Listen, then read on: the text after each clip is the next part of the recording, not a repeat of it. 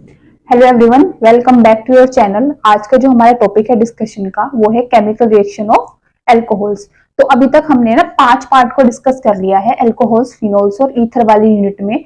अभी तक बेसिकली हमने फर्स्ट जो हमारा पार्ट था उसमें तो इंट्रोडक्शन देखा था कि एल्कोहल्स क्या होते हैं, फिनोल्स क्या होते हैं, ईथर्स क्या होते हैं। फिर पार्ट 2 के अंदर मैंने आपको स्ट्रक्चर बताई थी किसकी, एल्कोहल की, कि एल्कोहल की स्ट्रक्चर कैसे होती है, बॉन्ड एंगल में कैसे डिफरेंस आता है। फिर वहीं पे मैंने आपको मेथड ऑफ प्रिपरेशन भी समझाए थे पार्ट 2 के अंदर। ऐसे ही पार्ट 3 में हमने मेथड ऑफ प्रिपरेशन को कंटिन्यू किया था। पार्ट 4 के अंदर मैंने आपको फिजिकल प्रॉपर्टी समझाई थी किसकी, एल्कोहल्स की, इनकी फिजिकल स्टेट कैसी होती है, इनकी सोलिबिलिटी कैसी होती है, इनका बॉइलिंग पॉइंट कैसे होता है। फिर पार्ट 5 में मैंने स्टार्ट किया था क्या कराना, केमिकल रिएक्शंस। तो अब अगर हम बात करते हैं, आज कंटिन्यू करते हैं उसी वाले टॉपिक से, केमिकल रिएक्शन ऑफ एल्कोहल्स। क्या करते हैं डिस्कस हम, केमिकल रिएक्शंस ऑफ एल्कोहल्स की। जो एल्कोहल्स होते हैं वो केमिकली कैसे रिएक्ट करते हैं। तो मैंने आपको ये बताया था कि अगर हमें केमिकल रिएक्शंस पढ़नी है एल्कोहल की तो हमें 3 बातों का ध्यान रखना पड़ेगा। और वो 3 बातें कौन कौन सी थी, वो 3 बातें ये थी कि एक तो हमने कराया था ROH, कि जो ROH है उसमें हमने ऑक्सीजन और हाइड्रोजन के बॉन्ड को ब्रेक कराया था। ठीक है, अगर हमने ऑक्सीजन हाइड्रोजन के बॉन्ड को ब्रेक कराया, इसका मतलब यहाँ पे एल्कोहल क्या दिखाता है कि इसका जो नेचर है वो कैसा है, एसिडिक। और ये चीज हमने समझी भी थी क्योंकि मैंने आपको एसिडिक नेचर के बारे में बताया था। ये बात हम डिस्कस कर चुके हैं ऑलरेडी। दूसरा मैंने आपको बताया था इसमें कि जो एल्कोहल्स होते हैं वो कैसे रिएक्ट करते हैं मेटल्स के साथ में, how the alcohols react with the metals. And third जो हमने किया था वो था हमारा एस्टरिफिकेशन। मैंने आपको ये बताया था कि जो एल्कोहल्स होते हैं वो कार्बोक्सिल एसिड के साथ, एनहाइड्राइड्स के साथ या फिर एसिड क्लोराइड के साथ कैसे एस्टर की फॉर्मेशन करते हैं और वहां से कौन कौन से बाय प्रोडक्ट निकलते हैं। तो इतना तो हमने डिस्कस कर लिया था इससे पहले वाले पार्ट में। आज हमें जो करना है बेसिकली वो क्या डिस्कस करना है कि आज हम ROH के बॉन्ड को ब्रेक कराएंगे। किसके, ROH के। मीन्स आज यहाँ पे जो R है ना ये कैसे बिहेव करेगा, एज अ कार्बोकटाइन की तरह। कैसे बिहेव करेगा ये, कार्बोकटाइन की तरह, क्योंकि पहले वाले पार्ट में इसने बिहेव किया था एज अ न्यूक्लियोफाइल। तो इसने न्यूक्लियोफाइल की तरह बिहेव किया था, आज ये कार्बोकटाइन की तरह बिहेव करेगा। That means it will behave like a electrophile. मतलब ये आज कैसे बिहेव करेगा, जैसे कि ये एक इलेक्ट्रोफाइल है। तो यहाँ पे हम जो रिएक्शन देखेंगे वो रिएक्शन देखेंगे हम, reaction with halogen acid means HX के साथ में। रिएक्शन हम देखेंगे विद फॉस्फोरस हैलाइड्स के साथ में, इसके साथ में फॉस्फोरस हैलाइड्स के साथ में। और तीसरी रिएक्शन जो हम यहाँ पे देखेंगे वो हम देखेंगे dehydration reaction means removal of water molecule. और वाटर मॉलिक्यूल रिमूव करके हम यहाँ पे किसकी फॉर्मेशन करेंगे, एल्केन की। तो ये पार्ट हमें करना है अभी फिलहाल डिस्कस। उसके बाद हम ROH को एज अ होल मॉलिक्यूल लेंगे, कि इस पूरे को हम एक मॉलिक्यूल लेंगे और इसकी रिएक्शंस कराएंगे। यहाँ पे हमें जो पढ़ना है, एक तो पढ़ना है ऑक्सीडेशन को, किसको, ऑक्सीडेशन को, और दूसरा हमें पढ़ना है डिहाइड्रोजनेशन को। ठीक है, वैसे ऑक्सीडेशन भी बिहेव करता है एज अ डिहाइड्रोजनेशन, वो हम रिएक्शन के दौरान समझेंगे कैसे करता है, क्यों करता है। अभी जो हमें पढ़ना है ये वाला पार्ट पढ़ना है जिसमें हमारा R है, कार्बोकटाइन बनेगा मींस बिहेव करेगा एज ए इलेक्ट्रोफाइल और ये 3 रिएक्शंस देगा। इससे भी ज्यादा पॉसिबिलिटी है रिएक्शंस को देने की। ये जो मैंने लिखा ना कि reaction with HX, reaction with phosphorus halides, ऐसे ये रिएक्शन करता है किसके साथ, थाइमिल क्लोराइड के साथ भी, अमोनिया के साथ भी। बट क्योंकि हमें सिर्फ हम इसी पार्ट से लिमिटेड है तो हम इतना ही करेंगे। ठीक है, तो अब अगर हम डिस्कस करते हैं ROH का क्लीवेज, तो अब हम केमिकल रिएक्शंस में क्या पढ़ेंगे, केमिकल रिएक्शंस ऑफ एल्कोहल्स में सेकंड पार्ट हम आज करने वाले हैं जिसमें ROH का बॉन्ड क्या होएगा, हमारा क्लीव होएगा। ठीक है, तो आज हम केमिकल रिएक्शंस के अंदर जो हमारा सेकंड पार्ट था, क्लीवेज ऑफ ROH बॉन्ड। ठीक है, किसका क्लीवेज हो रहा है, ROH बॉन्ड का। तो इस चीज को हमें करना है डिस्कस। ये वाला जो पार्ट है ना ये सारा का सारा ना आपको देखा देखा लगेगा। क्यों, क्योंकि जब मैंने आपको मेथड ऑफ प्रिपरेशन पढ़ाई थी हेलो एल्केन्स की या फिर अल्काइल हैलाइड की यूनिट 1 में, ऑर्गेनिक यूनिट 1 में, तो मैंने आपको ये सारी चीजें ना वहां पे डिस्कस कर रखी है। बट फिर से क्योंकि इस चैप्टर की भी रिक्वायरमेंट है तो हम यहाँ पे भी डिस्कस कर लेते हैं। पहला जो हमारा है फर्स्ट वो है रिएक्शन विद हेलोजन एसिड। किसके साथ रिएक्शन कर रहे हैं हम, हेलोजन एसिड्स के साथ में। और हेलोजन एसिड्स क्या होते हैं हमारे, HX। क्या होते हैं, HX। ठीक है, इसको हम हाइड्रोजन हैलाइड भी बोलते हैं। अब इसको हमने हेलोजन एसिड्स क्यों बोला, एसिड्स वो होते हैं बेसिकली जो H+ को क्या करते हैं, लूज करते हैं। हमने कैसे पढ़ा, ये हमने पढ़ा था क्लास 10th में अरेनियस थ्योरी में, कि एसिड्स वो होते हैं जो H+ को क्या करते हैं, डोनेट करते हैं। और हेलोजन तो हमें पता ही है, हमारा ग्रुप नंबर 17 जिसके अंदर कौन है, फूल कली बाहर आई, fluorine chlorine bromine and iodine. तो अगर हाइड्रोजन इनमें से फ्लोरीन क्लोरीन ब्रोमीन या आयोडीन किसी के भी साथ है तो वो बिहेव करेगा एज अ हेलोजन एसिड। जैसे मैं एग्जांपल ले लेती हूँ HCl का, किसका, HCl का। अब यहाँ पे मेरे पास क्या है, हाइड्रोजन, और यहाँ पे क्या है, Cl। ये क्या है, हेलोजन। और जब ये बॉन्ड टूटेगा तो H+ निकलेगा और Cl-, तो क्योंकि यहाँ से H+ निकलेगा तो ये क्या है, एक एसिड है। हेलोजन एसिड समझ आया क्यों है, ये हेलोजन एसिड इसलिए है क्योंकि यहाँ पे हेलोजन है और यहाँ से H+ निकल रहा है, इसलिए क्या है, एक एसिड है। ऐसे ही HF HBr HI के साथ बिहेव करेंगे एज अ हेलोजन एसिड्स की तरह। मीन्स हम इनको हेलोजन एसिड्स बोलते हैं जो हमारे पास H के साथ कौन होता है, हेलोजन होता है। तो अभी हमें जो रिएक्शन करानी है किसकी, अल्कोहल की, किसके साथ में करानी है, HX के साथ में, मीन्स हेलोजन एसिड के साथ में। ठीक है, तो ये तो अभी हमने समझा कि हमने इसको हेलोजन एसिड्स क्यों बोला। ठीक है, क्योंकि कुछ लोगों के फिर डाउट आ सकते हैं कि इसको हेलोजन एसिड क्यों बोला। ठीक, तो अब अगर हम बात करते हैं कि हमारे पास है ROH, कौन है, ROH, और ये क्या है हमारा, अल्कोहल। कौन है ये, अल्कोहल। और इसी के बारे में तो पढ़ रहे हैं हम, अल्कोहल के। हम क्या पढ़ रहे हैं, केमिकल रिएक्शंस ऑफ अल्कोहल। तो ये क्या है, अल्कोहल। अल्कोहल की रिएक्शन अगर मैं हेलोजन एसिड के साथ करा दूं, जो क्या है हमारा HX, हेलोजन एसिड के साथ, किसकी प्रेजेंस में कराऊं मैं, एनहाइड्रस ZnCl2। क्या है ये, एनहाइड्रस ZnCl2, जो कि क्या होता है, एक लुईस एसिड होता है। क्या होता है, लुईस एसिड कैटलिस्ट होता है। कौन, हमारा एनहाइड्रस ZnCl2। तो अब अगर मैं ROH की रिएक्शन HX के साथ कराती हूँ तो यहां से हमें जो मिलता है वो मिलता है RX+ का वाटर। क्या मिलता है, RX मिलता है, जो कि हमारा होता है अल्काइल हैलाइड। और जब हमने मेथड ऑफ प्रिपरेशन पढ़ी थी अल्काइल हैलाइड की, तो हमने यही तो सीखा था बनाना अल्काइल हैलाइड, किससे, अल्कोहल से। ठीक है, और यहाँ पे ये चीज हम पढ़ रहे हैं किसके अंदर, केमिकल रिएक्शन ऑफ अल्कोहल्स के अंदर। तो ROH जब रिएक्ट करता है HX के साथ इन the presence of anhydrous ZnCl2, तो वो हमें देता है अल्काइल हैलाइड प्लस का वाटर। अब यहाँ पे ना 3-4 बातें ध्यान रखनी है इस रिएक्शन में, कि अगर ये HX जो है, अगर मैं इसको फिक्स कर लूं कि ये HCl है, क्या फिक्स कर लूं कि ये जो HX है मेरा, ये क्या है, HCl है। ठीक है, और इस ROH को मैं ले लेती हूँ CH3OH। R को भी मैंने डिफाइन कर दिया, R क्या है मेरा, मिथाइल ग्रुप। तो अब हम थोड़ा सा देखें कि रिएक्शन कैसे होगी। ये क्या है, एसिड, तो ये तो बॉन्ड ऐसे ही क्लीव करेगा, H+ Cl-। कैसे करेगा, H+ एंड Cl-। CH3OH। अब हमारे पास क्या है, लुईस एसिड। कौन है, लुईस एसिड है, एनहाइड्रस ZnCl2, जो कि एक लुईस एसिड कैटलिस्ट है। तो जब ये आयंस की फॉर्म में क्या होंगे, डिसोशिएट होंगे, ये आयंस की फॉर्म में क्लीव करेंगे, तो इनको देख के इनके अंदर भी वही वाला बिहेवियर आएगा CH3OH के अंदर, और ये भी कैसे डिसोशिएट होंगे, पॉजिटिव और नेगेटिव की फॉर्म में। तो ये कैसे ब्रेक होएगा, कौन, CH3+ और OH नेगेटिव। तो यहाँ पे जो हमारे पास CH3+ बना और क्या बना, OH नेगेटिव। तो ये कैसे बिहेव करेगा, अब इलेक्ट्रोफाइल की तरह। और यही तो हमने बोला था कि ROH में जब ये वाला बॉन्ड टूटेगा तो इसमें से एक क्या बनेगा, इलेक्ट्रोफाइल बनेगा, या मैं बोलूं कार्बोकैटायन बनेगा। ठीक है, तो अब क्या होगा, नेगेटिव को भेजो पॉजिटिव के साथ, पॉजिटिव को भेजो नेगेटिव के साथ। तो यहाँ से जो रिएक्शन आई निकल के वो क्या है, CH3Cl प्लस का वाटर। तो अभी भी वाटर निकला प्लस अल्काइल हैलाइड, हमारा क्या निकला, मिथाइल क्लोराइड। क्या निकला बाहर, मिथाइल क्लोराइड। ठीक है, ये चीज हमने समझी। तो अगर हमने जनरल रिएक्शन देखा तो अल्काइल हैलाइड प्लस वाटर, फिर हमने स्पेसिफिक कर दिया कि R है मिथाइल ग्रुप हमारा और हेलोजन क्या है, Cl है। ठीक है, लेकिन अब बात ये आती है कि ये जो एनहाइड्रस ZnCl2 है, इसको मैं यूज करती हूँ जब मेरे पास 1 डिग्री और 2 डिग्री बस कार्बोकैटायन है। जब मेरे पास 3 डिग्री कार्बोकैटायन बनता है तब हम इसको यूज नहीं करते।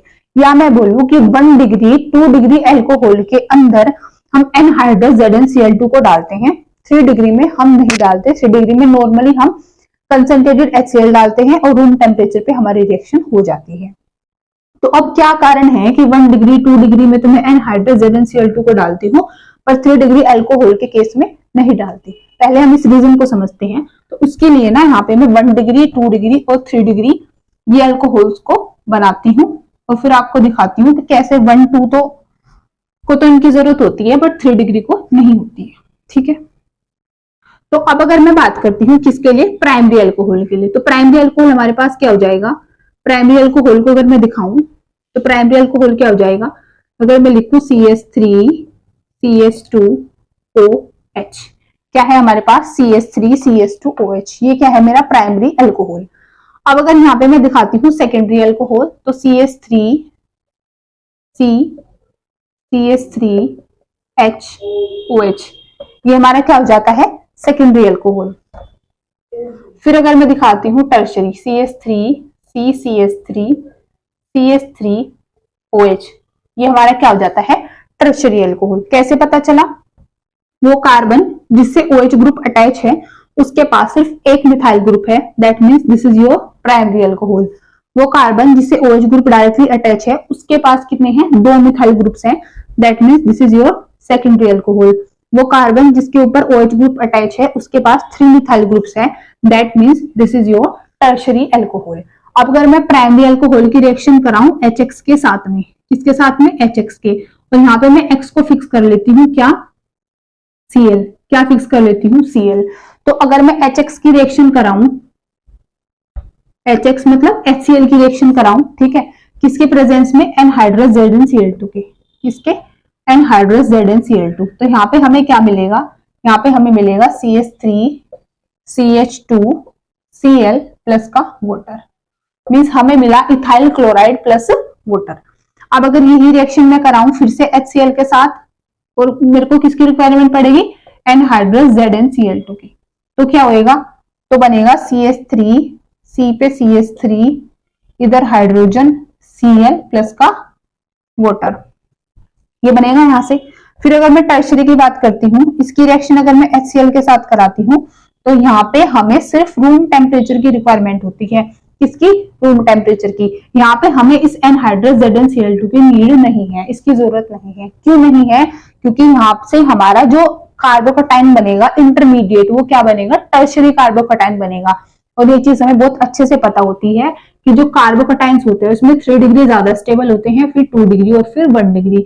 तो जो स्टेबिलिटी होती है ना कार्बोकटाइन की, वो 3 डिग्री कार्बोकटाइन सबसे ज्यादा स्टेबल होता है, फिर 2 होता है, फिर कौन सा होता है, 1 डिग्री। तो अगर ये टर्शरी कार्बोकटाइन बनता है तो ये वाली रिएक्शन क्या हो जाएगी, बिना किसी लुईस एसिड कैटलिस्ट की प्रेजेंस में हो जाएगी, उसकी हमें जरूरत नहीं पड़ेगी। सिंपली ये रिएक्शन किस पे हो जाएगी, रूम टेम्परेचर पे। क्यों, क्योंकि यहाँ पे जो कार्बोकटाइन बना वो बना है टर्शरी कार्बोकटाइन, और टर्शरी कार्बोकटाइन की स्टेबिलिटी क्या होती है, ज्यादा। तो यहाँ पे जो हमारा प्रोडक्ट निकल के आएगा वो क्या आएगा, कार्बन के ऊपर 3 CH3 लगेंगे, ठीक है, उससे एक Cl अटैच हो जाएगा, प्लस का हमारा क्या हो जाएगा बाहर, वाटर मॉलिक्यूल। क्या बाहर हो जाएगा, वाटर मॉलिक्यूल।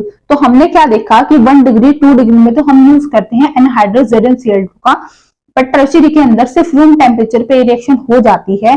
क्यों, क्योंकि जो कार्बोकटाइन्स होते हैं उसमें जो स्टेबिलिटी का ऑर्डर होता है वो 3 डिग्री ज्यादा स्टेबल होता है, फिर 2 होता है, सबसे लीस्ट कौन होता है, 1। तो 2 और 1 क्योंकि उतनी स्टेबल नहीं है, तो उसके लिए आपको क्या डालना पड़ेगा, लुईस एसिड कैटलिस्ट। पर टर्शरी के केस में ये रिएक्शन हमारी हो जाती है एट रूम टेम्परेचर, ठीक है। तो ये हमने समझा कि अगर हम रिएक्टिविटी का ऑर्डर देखें अल्कोहल्स का, तो क्या होगा रिएक्टिविटी का ऑर्डर, कि tertiary alcohol react at faster rate than secondary than your primary alcohol, ठीक है। तो एक चीज हमने क्या समझी यहां से, कि अगर हम रिएक्टिविटी का ऑर्डर देखते हैं अल्कोहल्स के केस में, तो क्या होएगा कि जो टर्शरी अल्कोहल हो जाएगा, 3 डिग्री अल्कोहल जो हो जाएगा हमारा टर्शरी, वो रिएक्ट करेगा सबसे फास्टर रेट पे, फिर 2 डिग्री अल्कोहल करेगा, और फिर हमारा कौन करेगा, प्राइमरी अल्कोहल। कौन करेगा, प्राइमरी अल्कोहल, ठीक है। तो ये हमारा क्या हो जाएगा, रिएक्टिविटी का ऑर्डर। किसका ऑर्डर, रिएक्टिविटी का ऑर्डर। तो ये तो बात थी अल्कोहल्स की, कि अल्कोहल का रिएक्टिविटी का ऑर्डर है 3 डिग्री 2 डिग्री 1 डिग्री। बट अब अगर मैं क्या करूं, कि जैसे मैं यहाँ पे रिएक्शन करा रही हूँ ROH की, तो मैंने रिएक्शन कराई HX के साथ में, तो मैं कौन सा ऐसा हेलोजन एसिड लूं कि जो जल्दी रिएक्ट करेगा, क्योंकि HX हमारे पास कौन से हैं, HF है, HCl है, HBr है और HI है।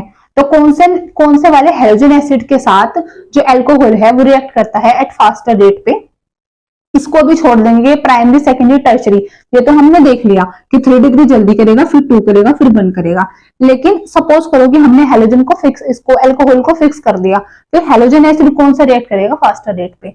तो अब इसके अंदर अगर हम देखें तो जो हमारा HI होता है, HI का जो बॉन्ड लेंथ होती है वो क्या होती है, सबसे ज्यादा। क्यों होती है सबसे ज्यादा, क्योंकि अगर हम बात करते हैं हाइड्रोजन की और अपने हेलोजन की, मींस आयोडीन की, तो हाइड्रोजन के और आयोडीन के जो साइज है ना, हाइड्रोजन का और आयोडीन का जो साइज है उसके अंदर बहुत ज्यादा क्या है, डिफरेंस है।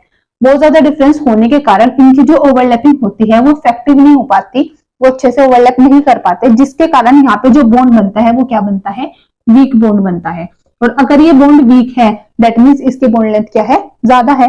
तो HI की बॉन्ड लेंथ सबसे ज्यादा होती है, उसके बाद फिर HF की, फिर HCl की, और HF क्या होता है हमारा सबसे कम बॉन्ड लेंथ का। अगर HF की बॉन्ड लेंथ सबसे कम है दैट मीन्स कि ये सबसे हमारा क्या है, स्ट्रॉन्गेस्ट बॉन्ड है। क्या है, स्ट्रॉन्गेस्ट बॉन्ड है।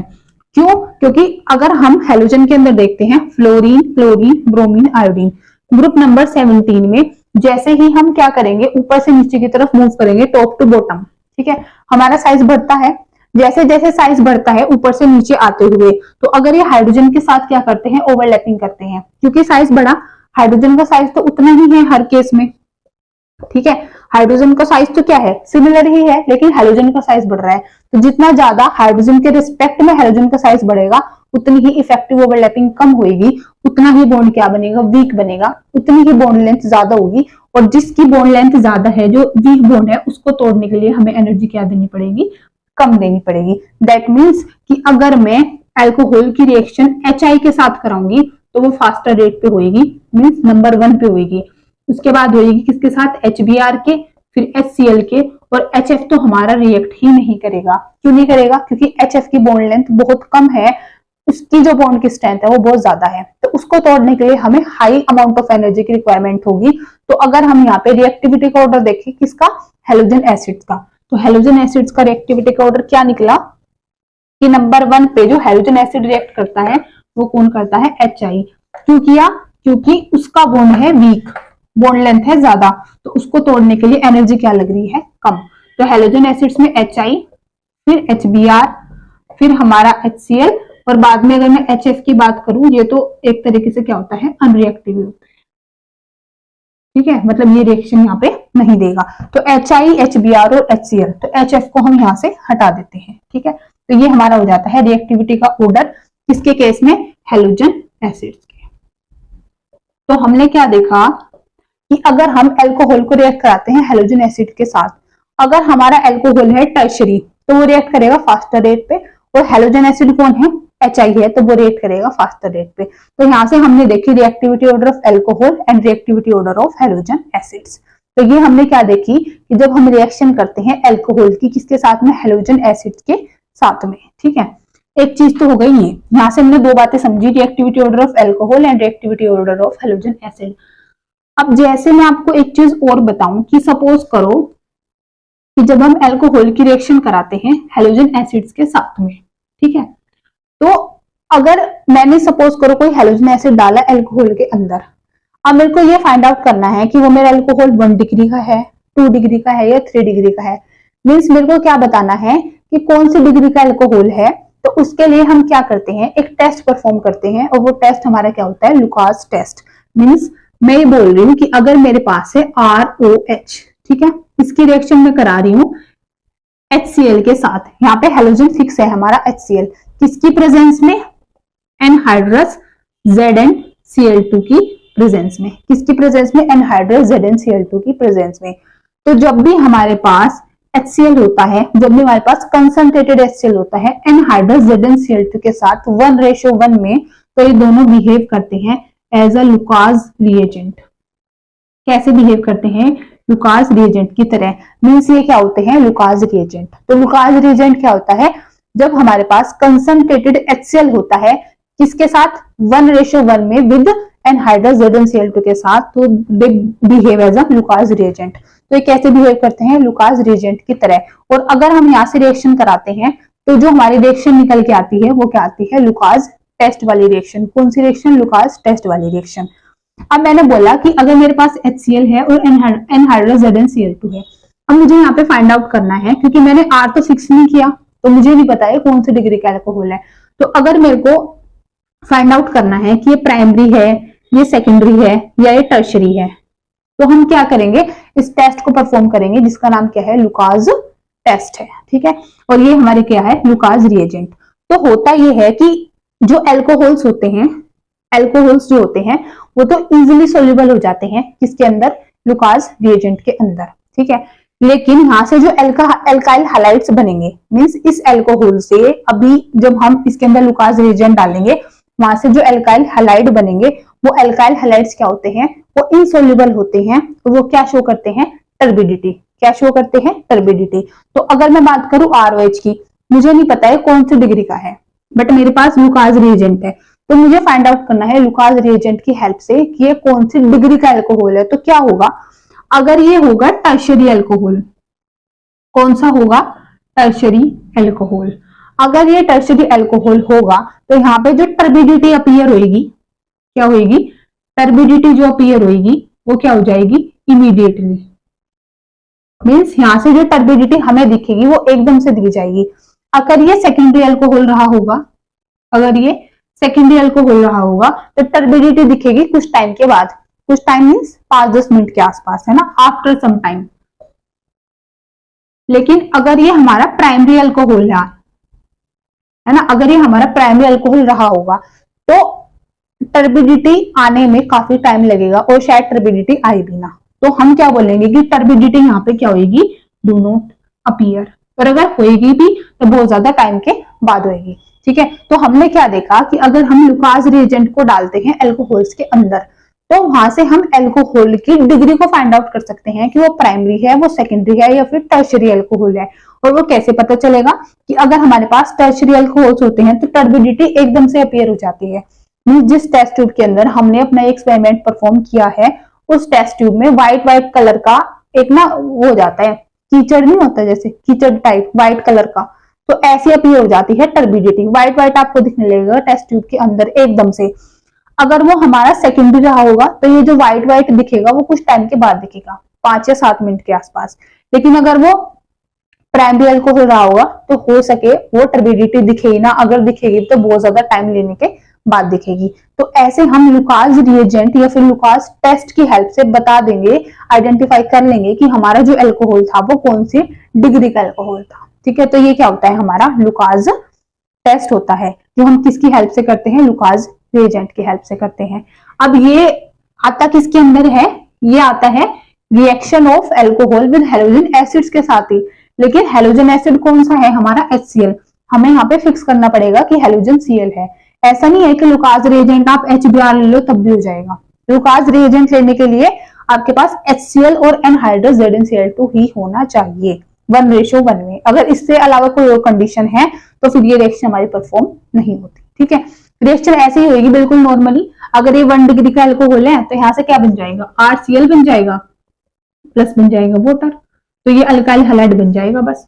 अब वो डिपेंड करेगा कि आपने R कौन सा लिया है, 1 लिया है, 2 लिया है या फिर 3 लिया है। ठीक है, तो इस तरीके से लुकास टेस्ट की हेल्प से आप आइडेंटिफाई कर लोगे किसको, अल्कोहल को, कि वो कौन सी डिग्री का हमारा क्या था, अल्कोहल था।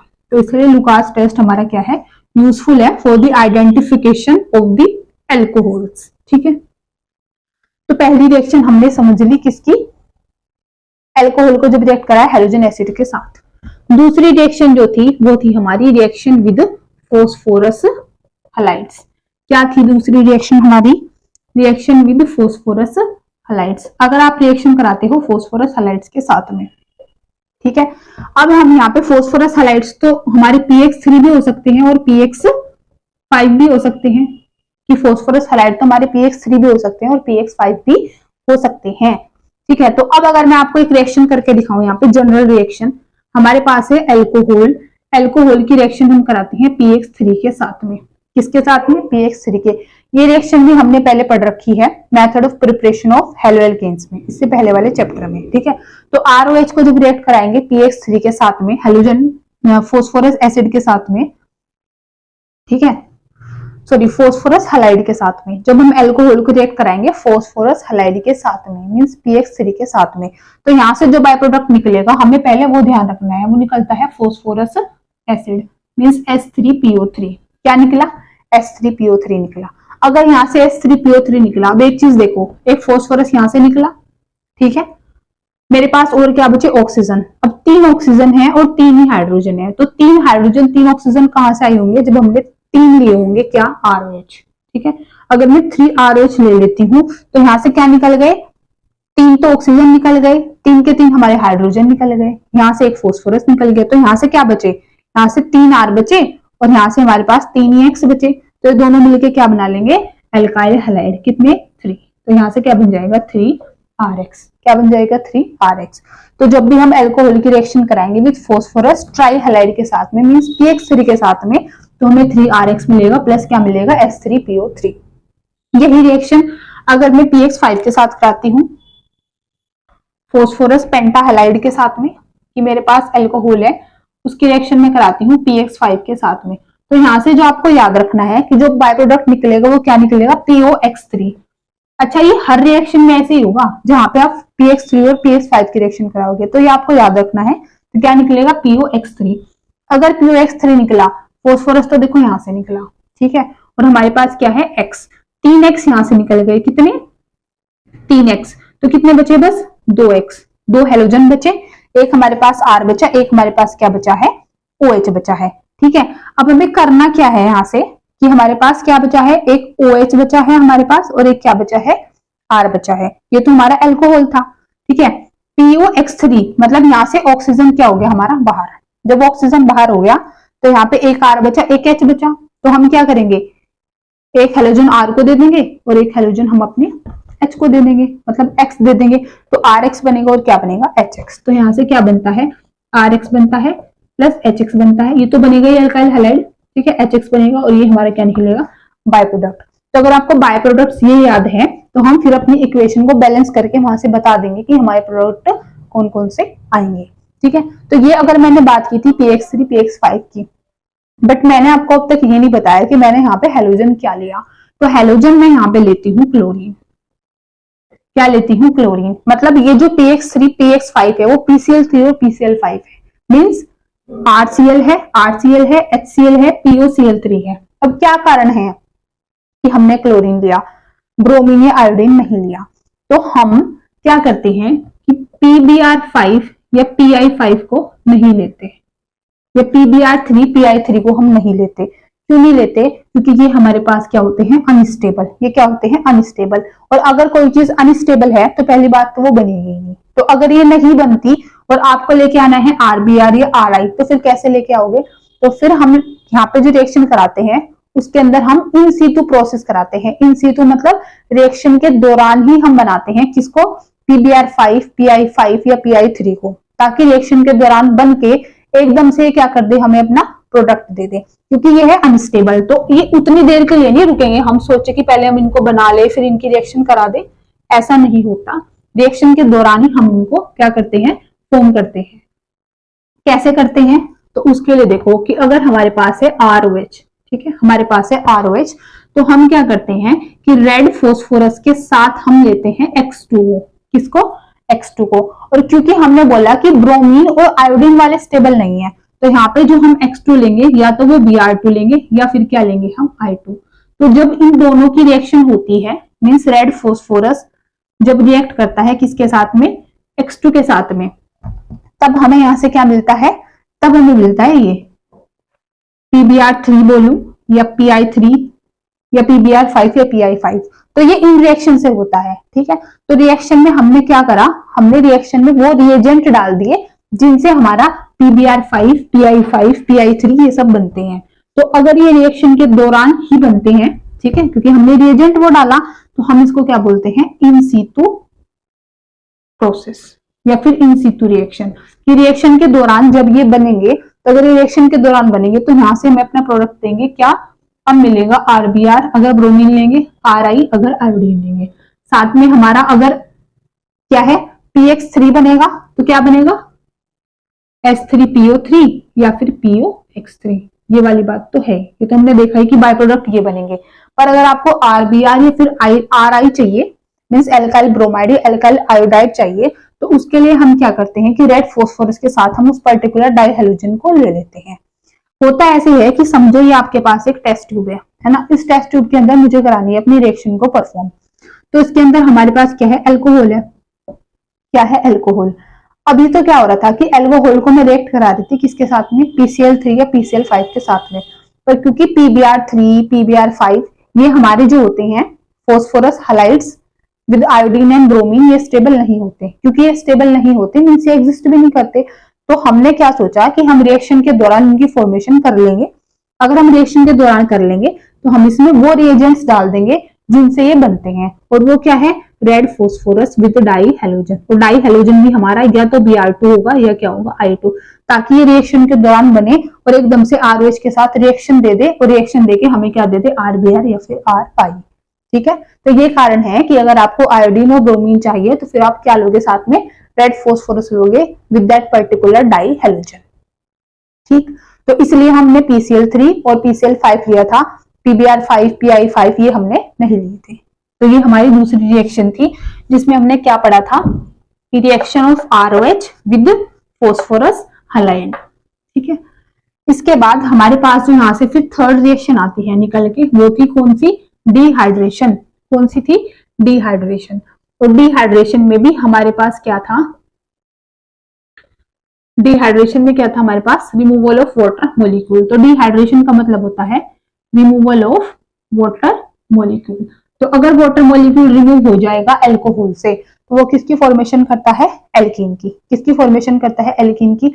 बनता तो ईथर भी है, बट उसके लिए फिर अलग कंडीशन है। हम यहाँ पे जो पढ़ेंगे वो हम एल्कीन के बारे में पढ़ेंगे। तो अगर हम डिहाइड्रेशन रिएक्शन को देखें तो उसके लिए मैं एग्जांपल ले लेती हूँ कि मेरे पास है CH3 CH2OH। क्या है, CH3 CH2OH, ये मेरा है प्राइमरी अल्कोहल जिसका नाम क्या है, इथाइल अल्कोहल। क्या है, इथाइल अल्कोहल। ठीक है, तो ये मेरा प्राइमरी अल्कोहल है जिसका नाम है इथाइल अल्कोहल। तो हमने क्या लिया, CH3 CH2OH। इसका क्या कराना है हमें, डिहाइड्रेशन। क्या कराना है, डिहाइड्रेशन। तो अगर हमें इसका डिहाइड्रेशन कराना है तो हम यहाँ पे क्या लेंगे, कोई भी क्या लेंगे, प्रोटोनिक एसिड लेंगे। क्या लेंगे, कोई भी प्रोटोनिक एसिड लेंगे, या तो H2SO4 ले लेंगे हम। ठीक है, या फिर कोई और एसिड ले लेंगे जैसे कि HNO3 ये ले लेंगे। ठीक है, तो अगर हम CH3 CH2OH की रिएक्शन कराते हैं तो बेसिकली अगर हम H2SO4 ले रहे हैं, HNO3 ले रहे हैं, तो वहां से हमें क्या मिल रहा है, प्रोटोन मिल रहा है H पॉजिटिव, इसलिए हमने बोला प्रोटोनिक एसिड को हम लेंगे। तो मैंने डायरेक्टली यहाँ पे क्या लिख लिया है, H पॉजिटिव। तो अगर यहाँ पे H पॉजिटिव लिख लिया है तो ये मेरे पास है इथाइल अल्कोहल। तो मेरा यहाँ से जो प्रोडक्ट बनता है वो क्या बनता है, इथीन। क्या बनता है, इथीन। कैसे, रिमूवल होके वाटर मॉलिक्यूल का। तो इस रिएक्शन को बोला जाता है डिहाइड्रेशन रिएक्शन। बट यहाँ से तो हमारे कुछ पल्ले नहीं पड़ा कि कैसे मैंने इथाइल अल्कोहल से ये बना दिया इथीन। तो इसको समझने के लिए ना हम क्या करेंगे, इसके मैकेनिज्म को समझेंगे। मैकेनिज्म को समझेंगे और हम ये भी समझेंगे कि अगर मैं फिर से 1 डिग्री 2 डिग्री 3 डिग्री में से कौन सा अल्कोहल लूं, ठीक है, कि जिसकी रिएक्टिविटी क्या हो, ज्यादा हो, मतलब कि जो जिसकी जो ईज ऑफ डिहाइड्रेशन है वो ज्यादा हो, कौन सा जल्दी डिहाइड्रेशन प्रोसेस के अंडर जाएगा। अगर मैं 1 डिग्री 2 डिग्री और 3 डिग्री अल्कोहल लूंगी, उसको कंपेयर करेंगे। बट उससे पहले ना इस रिएक्शन के हम किसको समझ लेते हैं, मैकेनिज्म को। ठीक है, तो इस रिएक्शन के मैकेनिज्म को समझने के लिए करना क्या है, देखो सबसे पहले हम क्या करेंगे, इसको भी मिटा देते हैं। सबसे पहले हम क्या करेंगे कि अगर हमें डिहाइड्रेशन कराना है तो डिहाइड्रेशन में हमारे पास ना 3 स्टेप्स होंगे यहाँ पे। ठीक है, तो 3 स्टेप्स कौन कौन से होंगे। सबसे पहले तो क्या होगा, फर्स्ट स्टेप में प्रोटोनेशन ऑफ एल्कोहल। क्या होएगा, प्रोटोनेशन ऑफ एल्कोहल। जो हमारा एल्कोहल है वो क्या हो जाएगा, प्रोटोनेट हो जाएगा। कैसे, हमारे पास है CH3 CH2OH जिसका नाम क्या है, इथाइल अल्कोहल। ठीक है, इसकी रिएक्शन हमने कराई थी किसके साथ में, हमने बोला था प्रोटोनिक एसिड, मींस वहां से तो हमें प्रोटोन चाहिए तो मैंने H+ को लिख लिया। ऑक्सीजन के पास है 2 लोन पेयर, है 2 लोन पेयर, तो ये लोन पेयर यहाँ पे जाएगा और क्या बना लेगा, CH3 CH2OH2 पॉजिटिव। क्या आ जाएगा, OH2 पॉजिटिव। क्योंकि ऑक्सीजन का लोन पेयर गया तो पॉजिटिव चार्ज, हाइड्रोजन इसके पास आया तो OH2 पॉजिटिव। ठीक है, तो ये क्या हुआ, प्रोटोनेशन हुआ किसका, एल्कोहल का। अच्छा, ये जो हमारा प्रोडक्ट बना इसमें ऑक्सीजन के ऊपर क्या है, पॉजिटिव चार्ज। अगर ऑक्सीजन के ऊपर पॉजिटिव चार्ज आता है उसको हम बोलते हैं ऑक्सोनियम आयन। क्या बोलते हैं, ऑक्सोनियम आयन। तो ये क्या बना हमारा, ऑक्सोनियम आयन बना। क्या बना, ऑक्सोनियम आयन। ठीक है, तो फर्स्ट स्टेप में प्रोटोनेशन हुआ एल्कोहल का। दूसरे स्टेप में क्या होता है, फॉर्मेशन ऑफ कार्बोकटायन। इसको हम ध्यान से समझेंगे और याद भी रखेंगे, फॉर्मेशन ऑफ कार्बोकटायन, क्योंकि आगे इसकी जरूरत पड़ेगी। तो किसकी फॉर्मेशन हुई है, कार्बोकटायन की। कैसे, हमारे पास है CH3 CH2 OH2 पॉजिटिव। क्या है, OH2 पॉजिटिव। ठीक है, अब ऑक्सीजन के ऊपर है पॉजिटिव चार्ज और ऑक्सीजन है एक इलेक्ट्रोनेगेटिव एलिमेंट। तो अगर किसी इलेक्ट्रोनेगेटिव एलिमेंट के ऊपर पॉजिटिव चार्ज आता है वो इस चीज को बर्दाश्त नहीं कर पाता। ठीक है, वो क्या हो जाता है, अनस्टेबल। तो अपने आप को स्टेबल बनाने के लिए ये यहाँ से बाहर निकल जाएगा, क्या लेके, नेगेटिव चार्ज लेके, क्योंकि इसके ऊपर है पॉजिटिव चार्ज। अगर इसको न्यूट्रल होना है तो उसको क्या चाहिए, नेगेटिव चार्ज। तो यहाँ से वाटर मॉलिक्यूल क्या हो जाएगा, आउट। अगर वाटर मॉलिक्यूल आउट हो जाएगा नेगेटिव लेके, पॉजिटिव इसके पास था, नेगेटिव इसने यहाँ से लिया, प्लस माइनस क्या बन गया, न्यूट्रल, वाटर मॉलिक्यूल बाहर हो गया। तो इसके ऊपर उसने क्या छोड़ा होगा, पॉजिटिव चार्ज। क्या छोड़ा होगा, पॉजिटिव चार्ज। तो इसलिए यहाँ पे जो फॉर्मेशन हो जाती है वो हो जाती है ऐसे CH3 CH2 पॉजिटिव। और ये हमारे पास फॉर्मेशन किसकी हो गई है, कार्बोकटायन की। किसकी, कार्बोकटायन की। तो दूसरे स्टेप में हमने समझा फॉर्मेशन ऑफ कार्बोकटायन, किसकी फॉर्मेशन हो गई है, कार्बोकटायन की। थर्ड स्टेप हमारा जो यहाँ पे होता है वो क्या होता है, removal of proton. Removal of proton to form alkene. यहाँ से H+ बाहर निकल जाता है। ठीक है, क्या बनाने के लिए, एल्कीन को बनाने के लिए। अब वो कैसे निकलेगा वो देखो, मेरे पास है CH3 CH2 पॉजिटिव, तो यहां से निकलेगा क्या, H+ बाहर। तो अगर यहाँ से H+ बाहर निकलेगा तो कैसे निकलेगा, ये है कार्बन, इसके पास है 3 हाइड्रोजन ऐसे, ये है कार्बन, इसके ऊपर है पॉजिटिव चार्ज और 2 क्या है, हाइड्रोजन।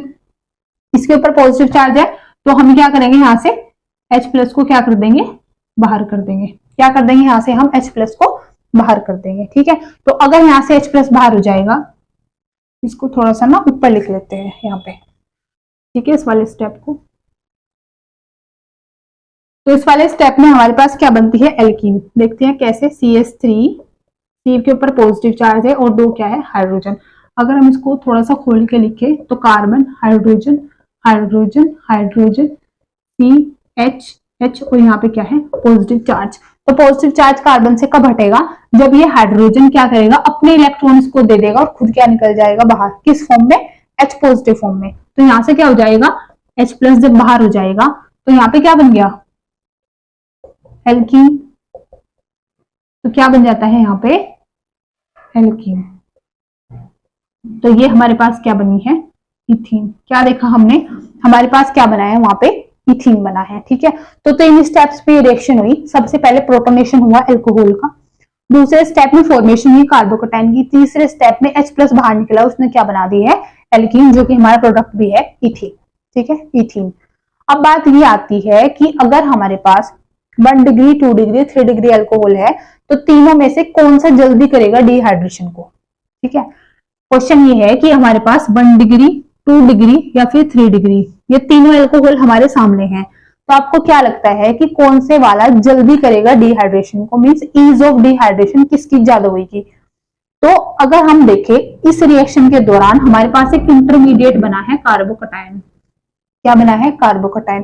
अगर इंटरमीडिएट कार्बोकटायन बना है तो हमें एक चीज तो बहुत अच्छे से पता है, अब तक पता चल गई है कि जो कार्बोकटायंस होते हैं, कार्बोकटायन की जो स्टेबिलिटी का ऑर्डर होता है वो होता है 3 डिग्री कार्बोकटायन सबसे ज्यादा स्टेबल होता है, फिर 2 डिग्री और फिर 1 डिग्री। क्या होता है कि 3 डिग्री कार्बोकटायन ज्यादा स्टेबल होता है, फिर आपको होता है 2 डिग्री फिर 1 डिग्री। तो अगर ये वाला कार्बोकटायन ज्यादा स्टेबल है, ठीक है, तो ये कार्बोकटायन की फॉर्मेशन जल्दी होगी। अगर इसकी फॉर्मेशन जल्दी होगी तो यहाँ से जो एल्कीन है वो भी क्या बनेगा, जल्दी बनेगा। तो अगर हम समझे कि ईज ऑफ डिहाइड्रेशन, ये जो ईज ऑफ डिहाइड्रेशन है वो कौन से वाले एल्कोहल के केस में सबसे फास्ट रेट पे होगी, तो 3 डिग्री एल्कोहल जल्दी करेगा, फिर 2 करेगा और फिर कौन करेगा, हमारा 1 डिग्री एल्कोहल। तो एल्कोहल में tertiary alcohol, then primary and then your tertiary alcohol, then secondary, then primary alcohol. ये क्या हो जाएगा हमारे पास, एक ईज हो जाएगी किसकी, डिहाइड्रेशन की। क्यों, क्योंकि इस रिएक्शन के दौरान जो इंटरमीडिएट बना वो हमने देखा सेकंड वाले स्टेप में क्या बना था, कार्बोकेटाइन। और अगर कार्बोकेटाइन की स्टेबिलिटी का ये ऑर्डर होता है तो ईज ऑफ डिहाइड्रेशन का भी क्या हो जाएगा, सेम ऑर्डर हो जाएगा। ठीक है, तो ये समझा हमने यहां से। अब ये तो मैंने क्या करा था कि आपको समझाया ईज ऑफ डिहाइड्रेशन। ठीक है, मींस हमने क्या देखा, अब तक हमने केमिकल रिएक्शंस का जो हमारा सेकंड पार्ट था जिसमें हमने क्लीवेज किया था आरओएच का, किसका, आरओएच का क्लीवेज किया था। इस चीज को हमने यहाँ पे क्या कर लिया है, कंप्लीट कर लिया है। और हमने कुछ ऑर्डर भी देखे हैं इनकी रिएक्टिविटी के।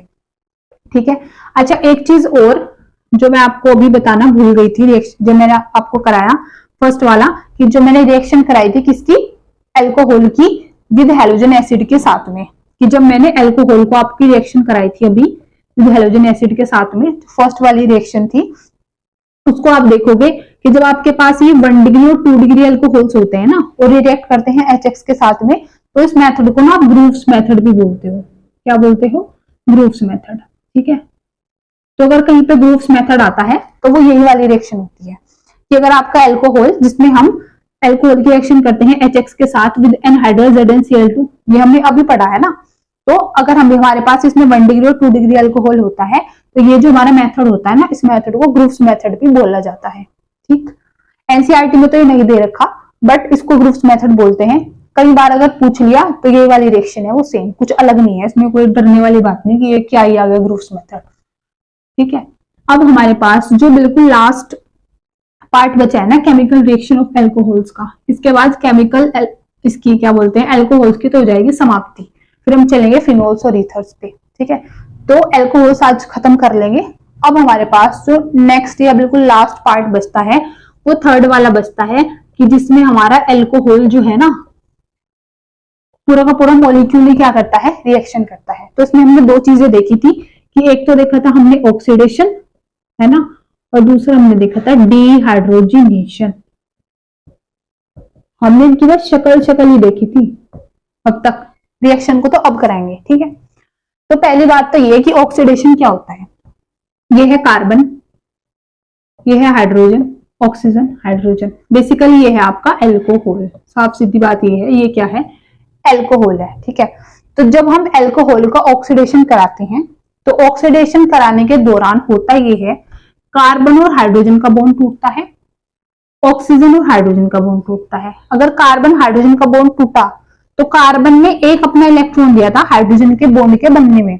जब कार्बन हाइड्रोजन का बॉन्ड बना, एक इलेक्ट्रॉन इस हाइड्रोजन ने दिया था, एक दिया था इस कार्बन ने। ऐसे ही जब ऑक्सीजन हाइड्रोजन का बॉन्ड बना, एक ऑक्सीजन ने हाइड्रोजन अपना इलेक्ट्रॉन दिया था, एक हाइड्रोजन ने, तभी तो शेयरिंग करके बॉन्ड बना था। तो अगर हम यहां से इस बॉन्ड को तोड़ देंगे, ये बॉन्ड टूट जाएगा, तो कार्बन अपना इलेक्ट्रॉन वापस ले लेगा, ऑक्सीजन अपना इलेक्ट्रॉन वापस ले लेगा।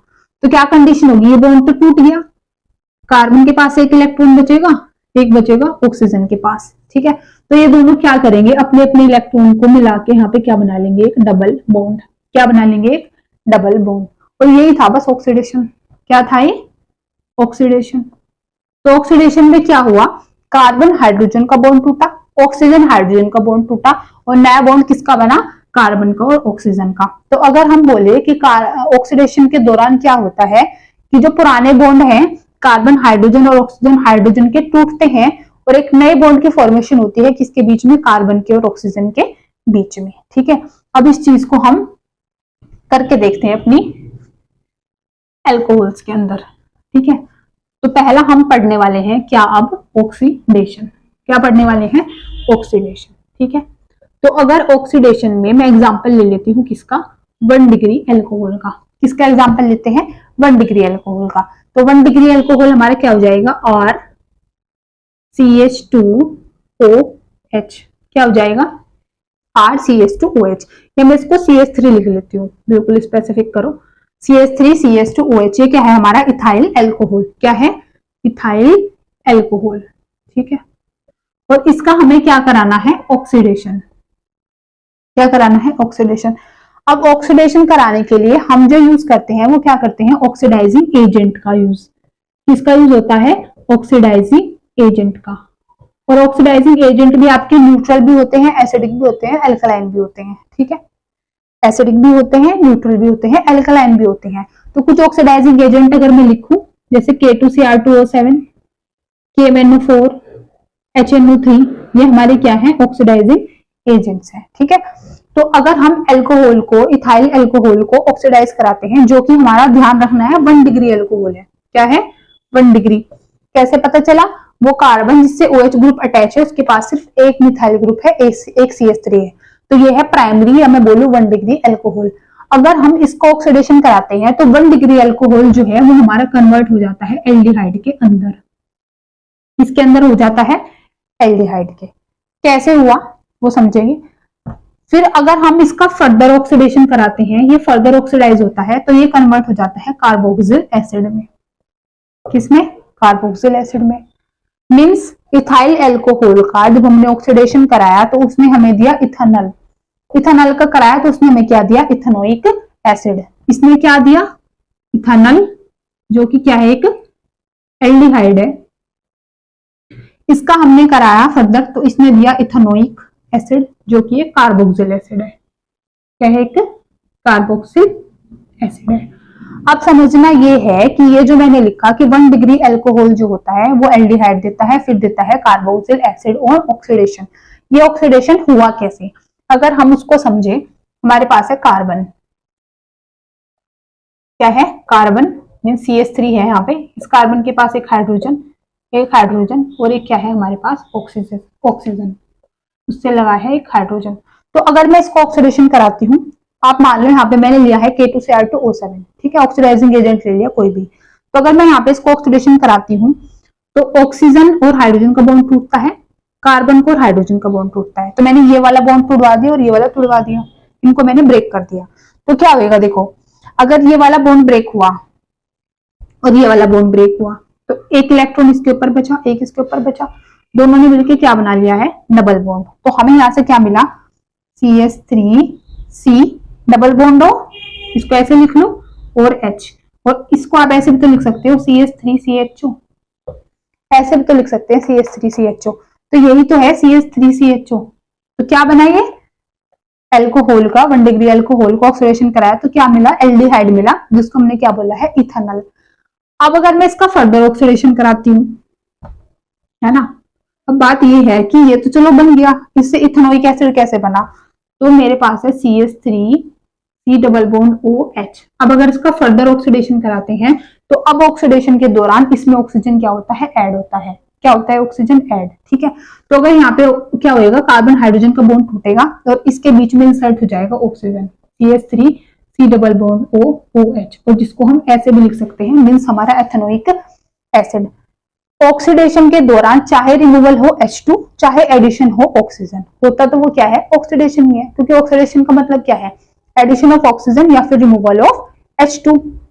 ठीक है, तो हमने क्या समझा कि जब हमने 1 डिग्री अल्कोहल को लिया तो 1 डिग्री अल्कोहल ने हमें एल्डिहाइड दिया, उसने फिर फर्दर ऑक्सीडेशन होकर हमें क्या दिया? कार्बोक्सिल एसिड दिया। अब ऑक्सीडेशन को ना हम डिहाइड्रोजिनेशन भी बोल देते हैं। क्या बोल देते हैं? डिहाइड्रोजिनेशन। क्यों बोलते हैं? क्योंकि अगर आप देखो इस वाले स्टेप में, फर्स्ट स्टेप में जब इससे ये बना तो यहां से H2 तो बाहर निकला, एक तो ये वाला बॉन्ड टूटा ऑक्सीजन हाइड्रोजन का, और एक कार्बन का और हाइड्रोजन का बॉन्ड टूटा, तभी तो CH3CHO बना। ठीक है, अगर मैं दोबारा से समझाऊं कि CH3 कार्बन पे एक हाइड्रोजन ऑक्सीजन हाइड्रोजन, ये वाला बॉन्ड टूटा, ये वाला टूटा, तो तभी तो ये बना CH3C डबल बॉन्ड OH। तो यहां से क्या हुआ? H2 का रिमूवल हुआ, और H2 का रिमूवल मतलब कि डिहाइड्रोजिनेशन। ठीक है, तो आप ऑक्सीडेशन को इस फर्स्ट वाले स्टेप में क्या भी बोल सकते हो? डिहाइड्रोजिनेशन भी बोल सकते हो, क्योंकि यहां से क्या निकल रहा है? बेसिकली H2 निकल रहा है। ठीक है, दूसरे स्टेप में नहीं बोलोगे, इसमें नहीं बोलोगे आप डिहाइड्रोजिनेशन। क्यों? क्योंकि इस वाले स्टेप में आपने एडिशन कराया किसका? ऑक्सीजन का। ठीक है, तो फर्स्ट स्टेप में रिमूवल ऑफ H2, सेकंड में आपने एडिशन कराया ऑक्सीजन का। लेकिन अब क्वेश्चन ये आता है कि जो हमारा 1 डिग्री अल्कोहल है, क्या वो आपको हमेशा कार्बोक्सिल एसिड देगा? देखो, अगर आपको 1 डिग्री अल्कोहल और आपको चाहिए कार्बोक्सिल एसिड, तब तो ठीक है, आप इनमें से ऑक्सीडाइजिंग एजेंट यूज कर दो, ये आ जाएगा। बट अगर स्पेसिफिक है कि आपको 1 डिग्री अल्कोहल से एल्डिहाइड चाहिए, आपको जाना ही नहीं कार्बोक्सिल एसिड को, मतलब आपको उसको पूरा ऑक्सीडाइज नहीं कराना, आपको अपनी रिएक्शन को रोकना है इस वाले स्टेप पे। किस पे? इस वाले स्टेप पे। तो फिर आप यहाँ पे जो रिएजेंट का यूज करोगे, अपने जो ऑक्सीडाइजिंग एजेंट का यूज करोगे, वो क्या यूज करोगे? पीसीसी। क्या यूज करोगे? पीसीसी या फिर पीडीसी, या फिर हम क्रोमियम के यूज करते हैं +6 ऑक्सीडेशन स्टेट में। रिएजेंट यूज करते हैं जिसमें क्रोमियम होता है +6 ऑक्सीडेशन स्टेट में। तो इनमें से अगर हम कोई भी रिएजेंट लेंगे अपना, तो हमारा जो 1 डिग्री अल्कोहल है ना, वो सिर्फ यहाँ तक बनेगा, एल्डिहाइड तक, फिर वो फर्दर ऑक्सीडाइज नहीं होगा कार्बोक्सिल एसिड तक। ठीक है, तो 1 डिग्री अल्कोहल को अगर बस आपको एल्डिहाइड पे ही आके रोकना है, तो आप इन रिएजेंट्स का यूज करोगे, इन तीनों में से किसी एक का यूज करोगे। ठीक है, तो ये हमने पढ़ा 1 डिग्री अल्कोहल के बारे में। लेकिन अब सपोज करो कि आपके पास सेकेंडरी अल्कोहल है, तो क्या होगा? क्या है अगर हमारे पास सेकेंडरी अल्कोहल है, तो सेकेंडरी अल्कोहल के केस में क्या होता है? तो सेकेंडरी अल्कोहल अगर हम लेंगे तो सेकेंडरी में क्या होएगा? मैं ले लेती हूँ, मेरे पास है क्या? कार्बन, इससे OH ग्रुप है, एक हाइड्रोजन है, 2 इससे CH3 हमने लगा दिए, तो ये है हमारा सेकेंडरी अल्कोहल। मुझे कैसे पता? वो कार्बन इससे OH ग्रुप अटैच है, उसके पास 2 मिथाइल ग्रुप्स हैं। कितने हैं? 2 CH3 ग्रुप्स हैं। पहला काम तो वही कि अगर आप इसको ऑक्सीडेशन करते हो तो करो, इसको तोड़ो, इसको तोड़ो, बॉन्ड को, एक इलेक्ट्रॉन यहाँ पे, एक यहाँ पे, डबल बॉन्ड बनेगा, तो क्या बनेगा? CH3 डबल बॉन्ड O, और ये क्या होता है? हमारा कीटोन। क्या बना? कीटोन बना। ठीक है, तो जब हमने सेकेंडरी अल्कोहल लिया, सेकेंडरी अल्कोहल को ऑक्सीडेशन कराया, तो उसने हमें क्या दिया है? कीटोन। क्या दिया है? कीटोन दिया है। ठीक है, अब अगर फर्दर आप इसको ऑक्सीडेशन कराते हो, देखो वैसे तो कीटोन आराम से तो ऑक्सीडाइज होता नहीं, फर्दर आपको क्या करना पड़ता है? यहाँ पे ड्रास्टिक कंडीशंस देनी पड़ती है। क्या देनी पड़ती है? Drastic conditions. ठीक है, तो ड्रास्टिक कंडीशन अपना टेम्परेचर वगैरह हाई करना पड़ता है, रिएजेंट को यूज करना पड़ता है। जब हम ड्रास्टिक कंडीशन देते हैं तो फिर कीटोन जो होता है वो हमारा फर्दर ऑक्सीडाइज हो जाता है कार्बोक्सिल एसिड के अंदर। किसके अंदर हो जाता है? कार्बोक्सिल एसिड के अंदर। किस पे होता है? वो ड्रास्टिक कंडीशन में पे होता है, लेकिन हाँ कीटोन जो है वो फर्दर ऑक्सीडाइज हो जाता है। ठीक है, और क्या देता है हमें? CH3 इसको अगर मैं ऐसे लिखूं,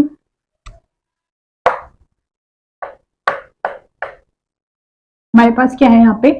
कार्बन CH3 था, और क्या बना साथ में? C डबल बॉन्ड O बना। ठीक है, तो पहली बात तो मैं क्या कह रही हूँ कि ये वाला जो है आपका ना, ये ऑक्सीडाइज नहीं होता, लेकिन अगर ये फर्दर ऑक्सीडाइज हो जाता है तो हमें यहाँ पे जो कार्बोक्सिल एसिड मिलता है वो क्या मिलता है? CH3 C double bond O OH। क्या मिलता है? CH3 C double bond OH। ठीक है, फर्दर बाकी हमें अपने क्या मिलते हैं? यहाँ पे बाय प्रोडक्ट्स मिलते हैं। लेकिन हमने एक चीज देखी कि जब हमने अल्कोहल लिया था, अल्कोहल से जब हमने कीटोन बनाया, मींस इसको ऑक्सीडेशन किया, तो नंबर ऑफ कार्बन एटम्स क्या है? सेम है, 1 2 3 1 2 3, number of carbon atom same है। बट जब आपने कीटोन को फर्दर ऑक्सीडाइज कराया कार्बोक्सिल एसिड के साथ, तो नंबर ऑफ कार्बन एटम क्या हो गए? हमारे यहाँ पे डिक्रीज हो गए। क्या हो गए हैं? डिक्रीज। ठीक है, लेकिन अगर ये है कि आपको अपनी रिएक्शन को 2 डिग्री अल्कोहल को हमें बस कीटोन तक ही रोकना है, तो फिर हम जिस रिएजेंट का यूज करते हैं वो है CrO3। क्या है? CrO3। मीन्स आप क्या करो, इस 2 डिग्री अल्कोहल के अंदर आप क्या करोगे कि 2 डिग्री अल्कोहल के अंदर CrO3 को डाल दो। ठीक है, कोई टेंशन नहीं, ये हमें सीधा क्या देगा? बस कीटोन ही देगा। क्या देगा? कीटोन। तो ये दे देगा हमें क्या? यहाँ से कीटोन दे देगा। ठीक है, तो अगर हम देखें कि जब कीटोन फर्दर ऑक्सीडाइज होता है, तो जो वो कार्बोक्सिल एसिड देता है उसके अंदर नंबर ऑफ कार्बन एटम्स क्या होते हैं? कम होते हैं अपनी अल्कोहल से या फिर कीटोन वाली सीरीज से।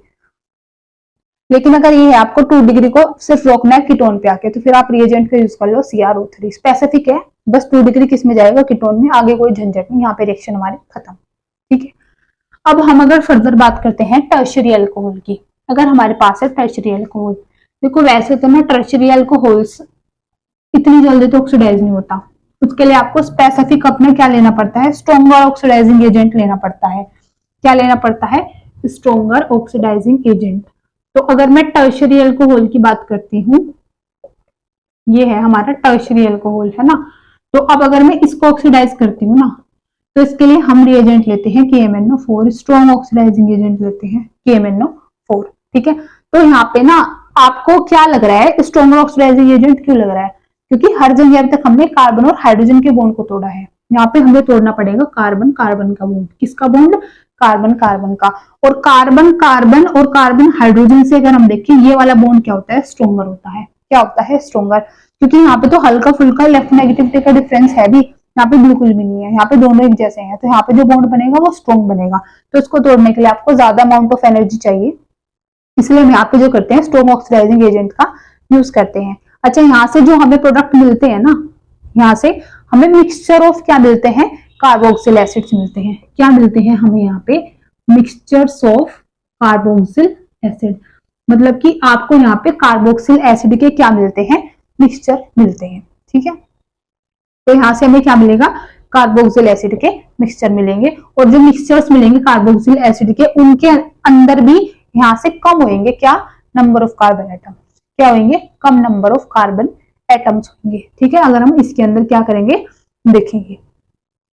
ठीक है, अब ये हमने क्या देखा? टर्शियरी का। तो अब अगर मैं इस चीज को एक बार आपको रिवाइज कराऊं कि अगर हमारे पास 1 डिग्री अल्कोहल होता है, कौन होता है? 1 डिग्री अल्कोहल। तो 1 डिग्री अल्कोहल ऑक्सीडाइज होके हमें दे देता है एल्डिहाइड। क्या दे देता है? एल्डिहाइड। वो फर्दर ऑक्सीडाइज होके हमें क्या दे देता है? Carboxyl acid. Carboxyl acid. ठीक है, लेकिन अगर आपको 1 डिग्री अल्कोहल को इसी एल्डिहाइड तक रोकना है, मीन्स अगर आपको 1 डिग्री अल्कोहल को एल्डिहाइड तक ही रोकना है, तो आप यूज करो PCC या फिर PDC। ठीक है, इससे आगे फिर रिएक्शन नहीं जाती। अगर हमारे पास है 2 डिग्री अल्कोहल, क्या है? 2 डिग्री अल्कोहल, इसको आप ऑक्सीडाइज करते हो, ये आपको देता है कीटोन। क्या देता है? कीटोन। कीटोन को फर्दर ऑक्सीडाइज करते हो, वो देता है कार्बोक्सिल एसिड। क्या देता है? Carboxyl acid. ठीक है, बट आपको 2 डिग्री को सिर्फ कीटोन तक ही रोकना है, फिर आप यहाँ पे यूज करो CrO3। क्या यूज करोगे? CrO3। अगर आपके पास है 3 डिग्री अल्कोहल, आप उसको ऑक्सीडाइज कराते हो in the presence of strong oxidising agent that is KMnO3, तो आपको यहाँ पे क्या मिलते हैं? Mixture of carboxyl acids. किसके मिक्सचर मिलते हैं? कार्बोक्सिल एसिड के। तो ये हमने क्या देखा? पूरा जो अब तक हमने पढ़ा ऑक्सीडेशन का, यहाँ पे हमने देखा, उसको रिवाइज किया कि 1 डिग्री देगा कार्बोक्सिल एसिड, एल्डिहाइड तक रोकना है तो इसका यूज करो। 2 डिग्री देगा कार्बोक्सिल, आराम से तो कीटोन देता है, लेकिन ड्रास्टिक कंडीशन पे कार्बोक्सिल दे देता है, बट अगर आपको यहीं तक बनाना है तो CrO3 का यूज करो। 3 डिग्री आपको मिक्सचर देता है किसका? कार्बोक्सिल एसिड्स का। तो ये हुआ हमारा खत्म ऑक्सीडेशन भी। इसके बाद अब अगर मैं नेक्स्ट बात करती हूँ, जो था आपका डिहाइड्रोजिनेशन। क्या था? डिहाइड्रोजिनेशन। तो अगर आप डिहाइड्रोजिनेशन को पढ़ो, बड़ा सिंपल है, इसमें हमें सिर्फ H2 को ही बाहर निकालना है। किसको? H2 को, क्योंकि नाम कह रहा है खुद चिल्ला चिल्ला के डिहाइड्रोजिनेशन का मतलब। तो डिहाइड्रोजिनेशन का मतलब क्या है? Removal of H2। कंफ्यूज मत होना, dehydration removal of water molecule, dehydrogenation removal of H2। Hydration means addition of water molecule और hydrogenation means addition of H2 molecule. ठीक है, तो अगर मैं डिहाइड्रोजिनेशन की बात करती हूँ, मेरे पास है 1 डिग्री अल्कोहल। तो 1 डिग्री अल्कोहल का जब हम डिहाइड्रोजिनेशन कराते हैं, किसके प्रेजेंस में कराते हैं हम? ऊपर की, इन the presence of 573 kelvin temperature. कितना टेम्परेचर लेते हैं? 573 केल्विन। 1 डिग्री अल्कोहल है, कॉपर की प्रेजेंस में जब हम इसको रिएक्ट कराते हैं तो ये हमें क्या करता है? ऑक्सीडाइज हो जाता है यहाँ से, मीन्स H2 बाहर निकल जाता है और क्या दे देता है? एल्डिहाइड। एल्डिहाइड। अब H2 कैसे निकला? फिर से वही बात है कि ये है CH3, ये है। ठीक है, एक तो ये वाला बॉन्ड टूटा, एक ये वाला बॉन्ड टूटा। जब ये और ये बॉन्ड टूटा, एक इलेक्ट्रॉन इसके पास आया, एक इसके, इन्होंने डबल बॉन्ड बनाया। क्या बना दिया? CH3 C double bond OH। इसको वैसे भी लिख सकते हैं CH3 C double bond OH। तो यही तो है एल्डिहाइड। ठीक है, और इस चीज को हमने क्या पढ़ा था? आप इसको चाहे फिलहाल तो ऑक्सीडेशन बोल दो, चाहे आप इसको हाइड्रोजिनेशन बोल दो, क्योंकि H2 का निकलना, H2 के निकलने से हमें क्या मिल रहा है? एल्डिहाइड तो मिल रहा है। और हमने यही तो पढ़ा ऑक्सीडेशन में भी कि वहां पे हमने ऑक्सीडाइजिंग एजेंट का यूज किया, उसने H2 को निकाला, 1 डिग्री अल्कोहल को एल्डिहाइड बना दिया। और इसी का नाम है डिहाइड्रोजनेशन भी। फर्क क्या है कि यहाँ पे हम कॉपर के साथ में रिएक्शन करा रहे हैं इन द प्रेजेंस ऑफ 573 केल्विन, हमारा फिक्स है एक टेम्परेचर, ठीक है। तो यहाँ पे क्या हुआ, डिहाइड्रोजनेशन मींस H2 क्या हो गया है, रिमूव। ये तो बात थी 1 डिग्री की, बट अब अगर आप यहाँ पे 2 डिग्री अल्कोहल को लेते हो, इसको 2 डिग्री अल्कोहल को, सेम कॉपर रखो, सेम टेम्परेचर रखो, तो यहाँ से भी H2 क्या हो जाता है, रिमूव, और यहाँ पे आपको क्या मिल जाता है, कीटोन। क्या मिल जाता है आपको, कीटोन। तो ये मिला था एल्डिहाइड, ये हमें क्या मिल गया, कीटोन। क्या मिल जाता है, कीटोन। लेकिन अब जो मेन चीज है कि अगर मैं टर्शरी के साथ में रिएक्शन कराऊं, इसको मैं लिख दूं ऊपर, कि अगर मैं टर्शरी के साथ में रिएक्शन कराऊं तो क्या टर्शरी के साथ वाला भी ऑक्सीडाइज होएगा। अब भाई टर्शरी वाला नहीं होता oxidise, OH CH3 CH3 CH3। अब अगर आप कॉपर के साथ इसको रिएक्ट कराने जाते हो तो ये ऑक्सीडाइज नहीं होता, मींस ये एल्डिहाइड और कीटोन जैसे इसने दिया ये ऐसे फर्दर ऑक्सीडाइज नहीं होता। अगर आप यहाँ से क्या करते हो, रिएक्शन को कराते हो, यहाँ से बस क्या हो जाता है आपके पास, एलिमिनेशन रिएक्शन हो जाती है। क्या हो जाती है, एलिमिनेशन रिएक्शन। और अगर एलिमिनेशन रिएक्शन हो रही है मीन्स यहाँ से OH भी निकलेगा और यहाँ से एक हाइड्रोजन भी निकलेगा, तो यहाँ से निकलेगा वाटर का मोलिक्यूल। तो यहाँ पे क्या निकला, वाटर का मोलिक्यूल। तो यहाँ पे ऑक्सीडाइज कुछ नहीं हुआ, यहाँ पे क्या हुआ है, एलिमिनेशन, किसका, हाइड्रोजन का और OH का, और वाटर निकला, और हमारे पास यहाँ से क्या बना है, एल्कीन। क्या बनी है, एल्कीन बनी है, ठीक है। अब एल्कीन कैसे बनी, देखो यहाँ से जो OH है वो जाएगा, और आप सपोज करो ऐसे हाइड्रोजन है ऐसे, ठीक है, तो हमारी क्या बन जाएगी, एल्कीन बन जाएगी। तो हमने क्या देखा कि जब हम कॉपर के साथ लेते हैं 1 डिग्री 2 डिग्री 3 डिग्री अल्कोहल को, तो 1 2 तो ऑक्सीडाइज हो जाते हैं, H2 का रिमूवल करके डिहाइड्रोजनेशन कर देते हैं, पर जो हमारा 3 डिग्री अल्कोहल होता है वो हमें एक प्रोडक्ट देता है, क्या, एल्कीन। क्या देता है, एक तरह की एलिमिनेशन रिएक्शन देता है, ठीक है। तो ये हमने समझी सारी के सारी केमिकल रिएक्शन ऑफ अल्कोहल्स, जितना डिटेल में हो सकता था मैंने आपको बता दिया। फिर भी आपको लगता है कि कोई चीज रह गई या समझ नहीं आई तो कमेंट सेक्शन में बता देना, उसको या तो हम दोबारा से डिस्कस कर लेंगे, या फिर जो टॉपिक नहीं आपको लग रहा है कि नहीं हुआ, वैसे तो हो गया मेरी तरफ से, तो जितना मैंने देखा टॉपिक इससे ज्यादा कोई है नहीं, बट अगर है 1% तो आप मुझे बता देना, उसके ऊपर भी मैं वीडियो बना दूंगी। तो केमिकल रिएक्शन ऑफ अल्कोहल्स तो होता है यहाँ पे खत्म। अब हमारे पास जो नेक्स्ट क्लास आएगी ना, उसमें हम फिनोल्स के बारे में ही ऐसा पूरा डिस्कस करेंगे डिटेल में, एक एक चीज, फिर ऐसे हम ईथर्स के बारे में करेंगे, फिर हमारा चैप्टर हो जाएगा कंप्लीट। तो इस वाली वीडियो में हम इतना ही करते हैं आज के लिए। अगर आपको वीडियो यूजफुल लगती है थोड़ी सी भी, तो आप इस वीडियो को लाइक कर देना, चैनल को सब्सक्राइब कर देना, वीडियो को फर्दर शेयर भी कर देना। तो अगर आपको ये है कि सारे के सारे नोटिफिकेशन ऑन टाइम चाहिए, तो बेल वाला जो बटन होता है इसको क्या कर देना, प्रेस कर देना। Thank you so much.